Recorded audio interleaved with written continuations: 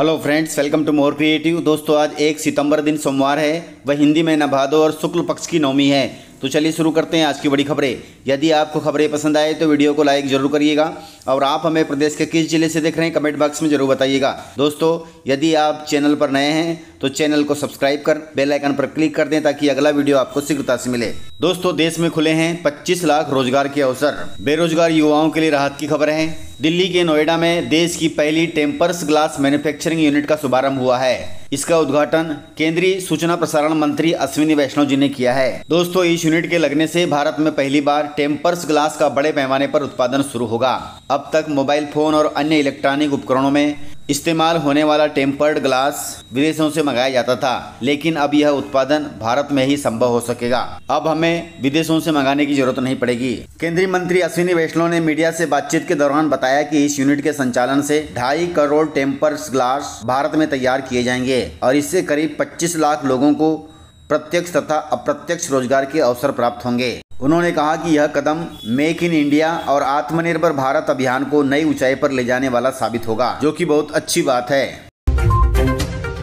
दोस्तों, मध्य प्रदेश परिवहन विभाग ने पेनाल्टी दरों में किया है इजाफा। मध्य प्रदेश परिवहन विभाग अब परमिट शर्तों का उल्लंघन करने वाले लोगों के खिलाफ सख्त एक्शन लेगा। इसके तहत अब शैक्षणिक और कमर्शियल वाहनों पर सख्ती बढ़ाते हुए पेनल्टी दरों में इजाफा कर दिया गया है। यदि कोई यात्री वाहन शर्तों का उल्लंघन करता है तो टैक्स के अलावा उसे प्रति सीट 1000 रुपए का पेनल्टी लगेगी। इसके अलावा कमर्शियल वाहनों पर प्रति टन 1000 रुपए की पेनल्टी वसूली जाएगी। परिवहन के इस प्रस्ताव को मोहन कैबिनेट और एमपी विधानसभा से मंजूरी मिल चुकी है और अब इसे जल्द ही लागू कर दिया जाएगा। दोस्तों, जर्जर हुए मध्य प्रदेश के स्कूल। मामला मंडला जिले का है। मंडला जिले से बेहद हैरान कर देने वाला मामला सामने आया है। यहाँ के बच्चे जर्जर स्कूल में अपनी पढ़ाई कर रहे हैं।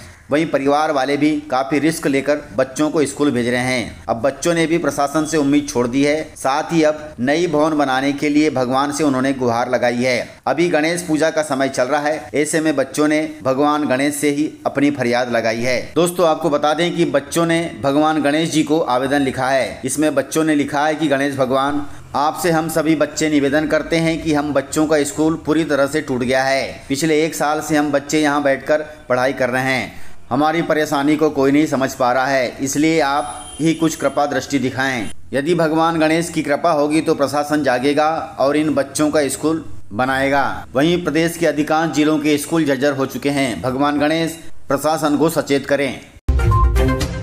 दोस्तों, मध्य प्रदेश सरकार हर घर पहुंचाएगी स्वदेशी सामान। इसके लिए अब मोहन सरकार ई कॉमर्स की दुनिया में उतरने की तैयारी कर रही है। यह सिर्फ एक नया पोर्टल नहीं होगा, बल्कि एक ऐसा मंच होगा जो प्रदेश के हर गांव और हर शहर तक स्वदेशी उत्पादों को पहुंचाएगा। इसका उद्देश्य छोटे और स्थानीय व्यापारियों और कारीगरों को एक बड़ा बाजार देना है ताकि वे अपने उत्पादों को आसानी से बेच सकें। सरकार की यह पहल कितनी सफल होती है यह देखना होगा। इसके लिए हमें भी स्वदेशी सामान का उपयोग करना होगा। लोकल फॉर वोकल का इस्तेमाल करें। दोस्तों, मध्य प्रदेश में जाति आधार पर आरक्षण देने की उठी मांग। दोस्तों, मध्य प्रदेश में 27% ओबीसी आरक्षण लागू करने के लिए ओबीसी वर्ग के साथ ही राजनीतिक दल एकजुट हैं। वहीं सुप्रीम कोर्ट में सभी दल मिलकर लड़ेंगे और इसका हल निकालेंगे, ऐसी बात तय हुई है। लेकिन अब इसी बीच एक नई मांग उठने लगी है। वह मांग है कि जाति की संख्या के हिसाब से आरक्षण दिया जाए। यह मांग मुख्य रूप से यादव समाज के कांग्रेस नेताओं ने उठाई है। उन्होंने कहा है कि मध्य प्रदेश में यादवों की संख्या 1 करोड़ 20 लाख है। आबादी के हिसाब से उन्हें हिस्सा दिया जाए और ओबीसी के 27% आरक्षण में से उन्हें 15% आरक्षण दिया जाए। बाकी ओबीसी की अन्य जातियों को 12% आरक्षण दिया जाए। यह यादव समाज के कांग्रेस नेताओं की मांग है। अब उनकी मांग का क्या होगा यह कुछ कहा नहीं जा सकता। दोस्तों, 1 सितंबर से इन चीज़ों में होगा बड़ा बदलाव। इन बदलावों के बारे में आपको जानकारी होनी चाहिए। बदलाव के तहत इनकम टैक्स रिटर्न की आखिरी तारीख 30 सितंबर 2025 कर दी गई है। यानी आप अब 30 सितंबर तक आयकर भर सकते हैं। वहीं आधार कार्ड अपडेट की तारीख भी बढ़ा दी गई है। UIDAI ने आधार कार्ड अपडेट की तारीख 14 सितंबर 2025 कर दी है। इसके अलावा SBI कार्ड ने 1 सितंबर 2025 से कुछ कार्ड्स के लिए रिवार्ड्स पॉइंट में बदलाव किया है, जो आपको बैंक में ही पता लगेगा। इसके अलावा एफडी के नियमों में भी बदलाव हुआ है। इंडियन बैंक और IDBI बैंक की स्पेशल एफडी स्कीम की आखिरी तारीख 30 सितंबर 2025 कर दी गई है। इसके अलावा इंडिया पोस्ट के भी नियम बदले हैं। 1 सितंबर 2025 से रजिस्टर्ड पोस्ट को स्पीड पोस्ट में बदल दिया जाएगा, यानी किसी भी डाक की आपको रजिस्ट्री के बजाय अब स्पीड पोस्ट करना होगा। इसमें कुछ चार्जेस ज़्यादा लगेंगे। इसके अलावा एलपीजी के दाम भी बदल सकते हैं। 1 सितंबर 2025 से एलपीजी सिलेंडर के दाम बदल सकते हैं, जो तेल कंपनियों पर निर्भर रहेंगे। वहीं 1 सितंबर से एटीएम से पैसे निकालने के नियम में भी बदलाव हुआ है। कुछ बैंकों में एटीएम से पैसे निकालने पर नए चार्ज लग सकते हैं। इसके अलावा 1 सितंबर 2025 से चांदी पर हॉलमार्किंग लागू हो सकती है, अर्थात अब आपको उच्च गुणवत्ता के चांदी के आभूषण मिलेंगे। इस प्रकार से ये बदलाव थे जो 1 सितंबर से प्रदेश सहित देश में लागू हो जाएंगे। इन बदलावों से आम जनता की जेब थोड़ी हल्की या भारी हो सकती है।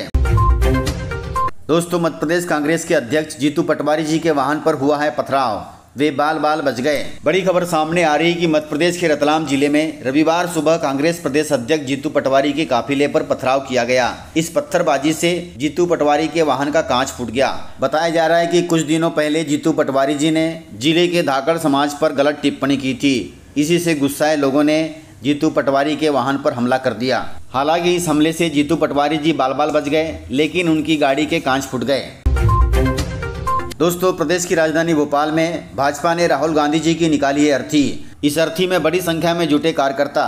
दोस्तों, राहुल गांधी जी अभी बिहार में वोट अधिकार यात्रा निकाल रहे हैं। उनकी यह यात्रा बिहार के दरभंगा में चल रही है। यात्रा के दौरान प्रधानमंत्री नरेंद्र मोदी के खिलाफ अपशब्दों का इस्तेमाल हुआ था, जिसके चलते रविवार को मध्य प्रदेश की राजधानी भोपाल में भाजपा कार्यकर्ताओं ने सड़क पर उतरकर जमकर नारेबाजी की और राहुल गांधी की अर्थी निकाली। इस अर्थी में भाजपा की काफी महिला कार्यकर्ता शामिल हुई। इस अर्थी प्रदर्शन के बीच में ही बारिश शुरू हो गई, जिसके बाद महिला कार्यकर्ताओं ने अर्थी को जलाया और प्रदर्शन को खत्म किया। सभी पार्टी के नेताओं से अनुरोध है कि वे किसी के भी खिलाफ गलत टिप्पणी न करें।